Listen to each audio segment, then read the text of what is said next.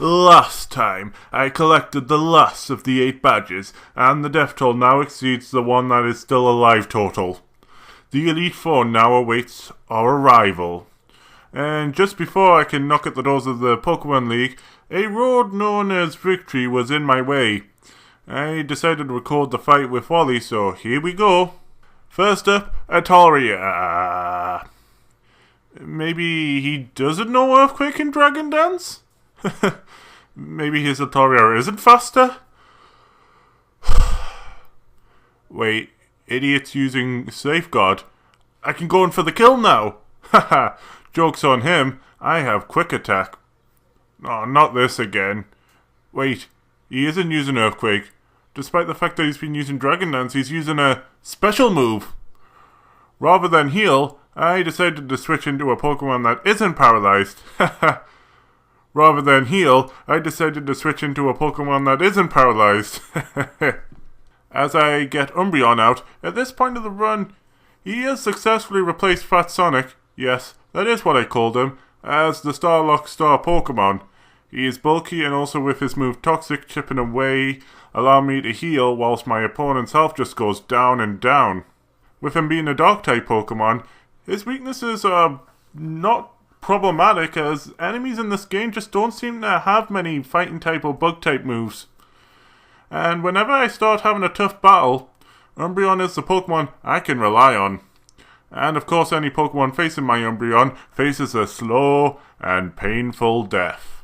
And with Magneton out, it was timely fine for Sonic. Sonic the Sandslash to take out Magneton. And then a Grass type showed up. Luckily, I had just the thing to deal with that. I then decided it was Umbreon's turn again, and first things first, I got that Umbreon's Toxic healed. I have to admit, the only Pokemon I really had trouble with in this fight was Gardevoir. It used Double Team a lot. Luckily, I managed to get Toxic off somehow. Oh yeah, and I forgot about the Synchronized ability. Whoops. With Double Team being an increasing threat, I got Miku and basically did the same thing I did against the Sootopolis gym. Calm-minded a lot and then shockwaved. And with that out the way, wait, why hasn't the match ended? Wait, why isn't this resistant? And more importantly, why am I overreacting? What followed was a grueling run through Victory Road. I had to have 2 slots filled by HM slaves, so I only had 4 Pokemon that I could fight on my team. So I had to decide to keep Gengar and Sandslash safe. I made it to the end after running around the underground like a headless chicken. Came up on the other side. Still had a few battles, and then this happened. So, imagine this. There was a really tough battle with a Slacking in it. Now, Slackings are pretty tough to handle at the best of times, but there wasn't one Slacking. There were 2. And how could this get worse, you may ask? Well, I'll tell you how. A Gardevoir starts by using a skill swap getting rid of Slacking's ability. That was like having 3 Slackings battling me at once. Sadly, we had 2 deaths. They were Air Puppy and Miku. With Miku dying, that made it the last of the original 6 Pokemon to pass away. I'm really notorious for killing my starters. I mean, not even when I start with 6 Pokemon does one of them survive. Jeez.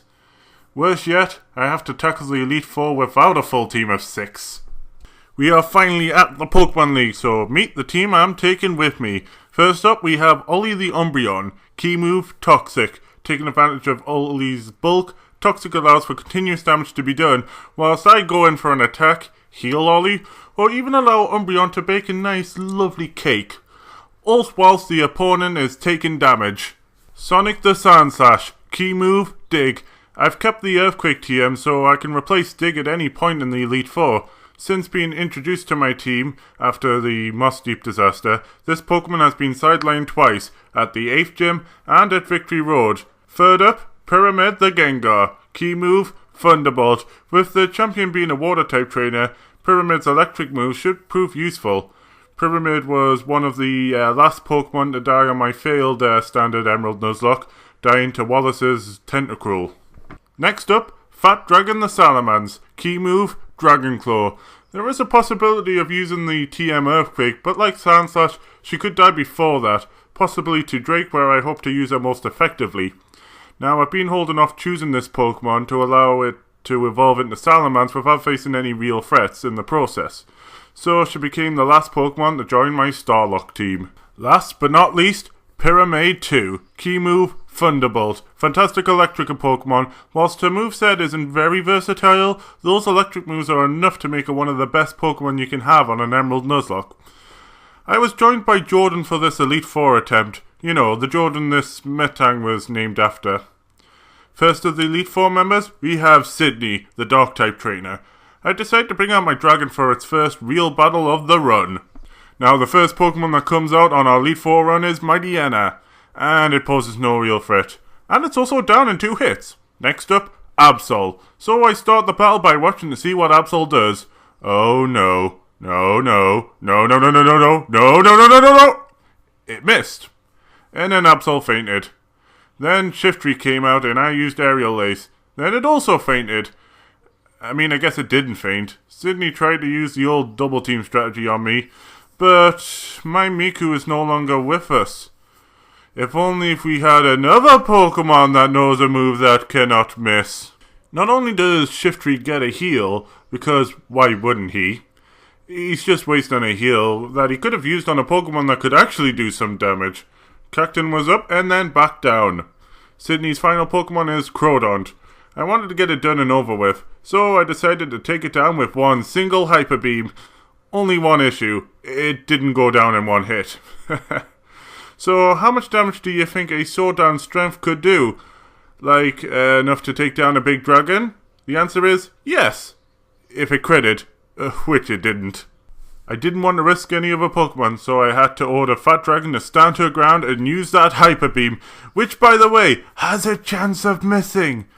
It didn't, so I continued to Elite Four member number 2. It's Phoebe the Ghost Trainer. Her first Pokemon is Dusclops, so I start with my Ollie. I decided to test the waters by seeing how much damage Ollie could do, and then Dusclops used Curse. Then my friend Jordan also used Curse.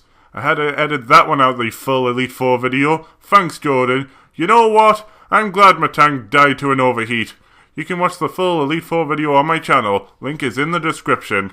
Well, I switched Ollie in and out to get rid of that curse, and I split the audio and video and deleted the portion of audio Jordan swore to get rid of that curse. Dusclops dead. Next we have Banetta. First I confused her, and eventually she managed to kill herself in the end. Whew. Number 3 we have Sableye, a Pokemon with no weakness, until Generation 6. So Sableye got the slow death treatment. And Banetta number 2 comes out and suddenly I've got deja vu right now. Anyway, Phoebe's last Pokemon is Dusclops. Well, since Banetta went down so easily, I decided to see how much damage Faint Attack would do. Not enough, sadly, so I went for the Toxic and then one final Faint Attack. Or I would have done if it wasn't for Jordan and his bright ideas. Ah, yeah, good. Use Shadow Ball and finish this. That doesn't do much damage. Yeah, I'm gonna heal. It doesn't do much. You can heal after it. Do the job. Yeah, but you want to Shadow Ball's physical attack. You want to save your TPs, you know? Oh, yeah. Oh, well, it'll be killed by poison anyway. That's not gonna kill you. My bad. Hey, yeah, I'll get killed by poison. Earthquake hasn't proven to do any damage at all. Okay, that's a thing. It still went down though, and with that, Phoebe was defeated. Before facing Glacier, Elite Four member number 3, I had to restore my PP. Turns out Dusclops' ability Pressure did a number on my Umbreon's PP. I got my trusted Umbreon. Although, had I known that her first Pokemon would be Celio, I would have let Pyramid 2 have her first date with the Elite Four action. Anyway, it's Mr. Slow and Painful here, and it goes exactly how you would think. Next, Glalie, and her opener move just so happens to be Light Screen, which will reduce the power of Ollie's Faint Attack. But since it's Ollie battling, Glacie's death was slow and painful enough to waste the turns of Light Screen. Question: you know what's more annoying than a potion? A full restore. Now I have to tox it again. How annoying. Celio's up, and Ollie fell madly in love with her. and I'm madly mad at him for not attacking her, which led to my favourite line of the recording. Damn it, Ollie! Stop falling in love and just... That Leo does not love you back! Eventually, I broke Ollie's heart as the poison took hold of her. Next up, another Glalie from Glacier, another slow and painful death just for you. Finally, Glacier's final Pokemon is upon us, and it isn't a Celio or a Glalie. And of course, we have another round of Toxic and Confusion. Eventually, Walrein bit the dust and it was off to Drake. I was very happy not to receive a death so far. In my last Nuzlocke run of Pokemon Emerald, I had already lost 3 out of 6 Pokemon before facing Drake, and now, despite we starting with 1 less Pokemon at the start of the Elite Four, we have all 5 for Drake. Huzzah! Off to the 4th Elite Four member. So, I came in the battle with a strategy. A similar strategy to what I used against the Petalburg gym and the Fortree gym. Used as many X items as I could get away with. And for whatever reason, Sheldon only used Protect, and I have no idea why. This allowed me to power up my Fat Dragon to the point where she could devastate any Pokemon Drake decided to bring out. Sheldon, Altaria, Flygon, Salamence, Kingdra were all taken down in 1 hit. And with that, I have 5 Pokemon to take Wallace down, compared to the 2 last time I battled him, and failed. I made sure all my Pokemon were in the best health before facing the final fight of the Starlocke. I'll either finish the challenge a winner or a loser. This Starlocke is going to end here, one way or another. Wallace started the proceedings with a Wailord. The first Thunderbolt wasn't enough to kill it, much to Jordan's gloating. It'll kill it in 1 turn. I'm sure I reckon it'll live. I think it was level 56. It'll kill it in 1 turn. Oh, you... 2. Afterwards, Wallace wasted his first heal here. And then my Thunderbolt took Wailord down in 1 hit. What a waste of a heal. I would be happy, but then I realised... shoot, I forgot to teach an Earthquake.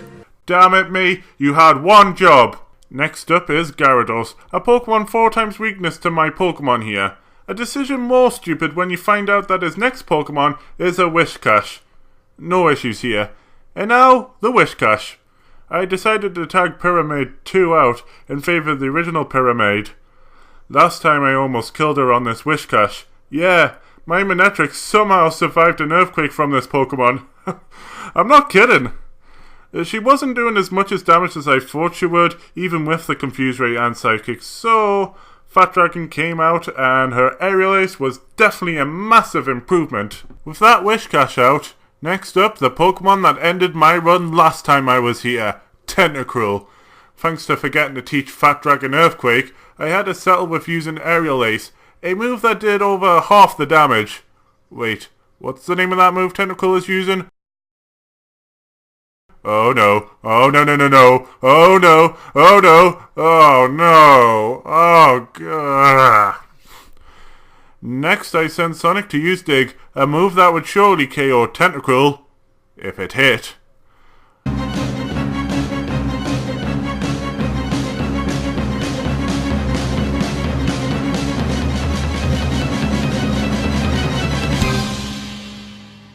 What's happening here? I would bring out Ollie, but I don't think I can poison Tentacruel, so I brought Pyramid 2 to do what Pyramid 1 couldn't. Instead of going for Thunderbolt, I went for Thunder just to make sure that I could KO that Tentacruel in 1 shot. And it missed. Wait, Hydro Pump missed too. Now you think I would have learned my lesson, but I didn't. Luckily Thunder hit this time, and finally Tentacruel was defeated. Pyramid 2 did what Pyramid 1 could not. Now we have Ludicolo. If only Fat Dragon was still alive. I switched into Umbreon and Ludicolo started using Double Team. If only if I had a Pokemon that knows a move that couldn't miss. Not only does Umbreon have Feint Attack, but I somehow managed to get Toxic to work. Hallelujah! With Ludicolo fainting, the final Pokemon of the Nuzlocke rears his head. On Wallace's side, only Melodic remains. On mine, Ollie, Pyramid, and Pyramid 2. Rather than switching into either of the Pyramids, I decided to let Ollie take the helm, as he was already out. First up, I used Toxic. Dang it, he stole my idea. Huh. I didn't realize Umbreon had that ability. What a nice surprise! Unlike every other surprise I got on this run. I healed and watched as his final Pokemon's health slowly drained, turn after turn, until eventually I watched as Melodic got healed. Grrr. Well, time for Melodic to Toxic himself again. Well, time to do this again, until... That was surprisingly close. Anyway, since Melodic didn't hit himself, it meant that I would have to wait until the next turn. Just time to Toxic. I missed twice? Jeez! Melodic had an easier time of using Toxic on Melodic.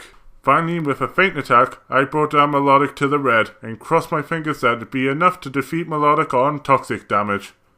With that, I was the Emerald Starlocke Champion! This challenge went on for over a month. In total, out of the 17 Pokemon I had at the beginning of my adventure, 14 died, leaving me with only 3 survivors. My Dark type, Ollie the Umbreon. My Ghost type, Pyramid the Gengar. And my Electric type, Pyramid 2 the Manectric. So, how was the challenge overall? To start with, setting up the challenge takes a bit of preparation. First, you need to find a way of adding the Pokemon to the game. For myself, I used a save editor after feeling that my preferred option, which would have been to add them as items and then just pick them up. It can be problematic finding a method that works for yourself. One of the advantages of a Nuzlocke challenge is that you can just pick up the game and off you go. With the Starlocke, that's not the case. Having said that, I did have a lot of fun picking the Pokemon for each type. Was it difficult? I didn't find it any more difficult than a normal Emerald Nuzlocke, although I had learned from my last Nuzlocke. This was very evident at the 5th gym, where I avoided facing the trainers within the gym and used X items against Norman to ensure my deathless passage. The challenge came from trying to preserve enough Pokemon by the time I reached the Elite Four.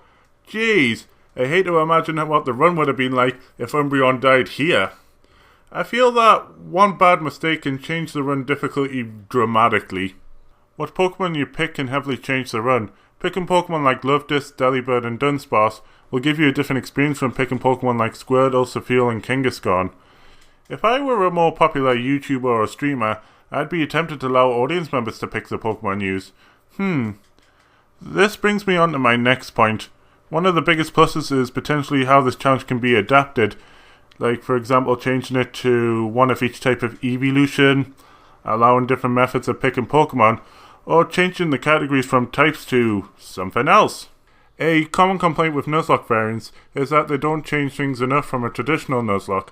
I personally feel that Starlocks don't fall under this category, as I feel that they change things enough whilst making it still feel like a Nuzlocke. The worst thing about this challenge was the grinding. Since I had all my Pokemon hacked at level 5, it became problematic to train a Pokemon from level 5 every time someone fainted, which led to me resorting to using hacked rare candy. I mean, would you have the patience to deal with the mess this lot caused? With the run slowly going from 17 down to 3 Pokemon at the end, give the run this amazing climax. If you want to do the challenge yourself, I would recommend using later generations you can get set up on. For starters, you have more options. In Generation 3, there are only 6 Ghost-type non-legendary evolution lines, and Dragons even lower at 5. Generation 1 would reduce this figure from 1 for Ghosts and Dragons. Many Pokemon have reduced move pools compared to later generations. For example, take a look at Gloom's Generation 3 move pool compared to Gloom's 6. I remember finding out that Sandslash doesn't learn a decent ground-type move naturally, and even worse, Scissor's only decent bug-type move was an egg move. All issues got eliminated in the later generations. For Pokemon Emerald, I would recommend using egg moves if a Pokemon's move pool is that bad in this generation. I would recommend trying the challenge for yourself, if you are willing to set it up that is, and want to try something different from a typical Nuzlocke challenge. If this video has inspired you to do your own Starlocke challenge, please tell me about it in the comments. Thank you for watching.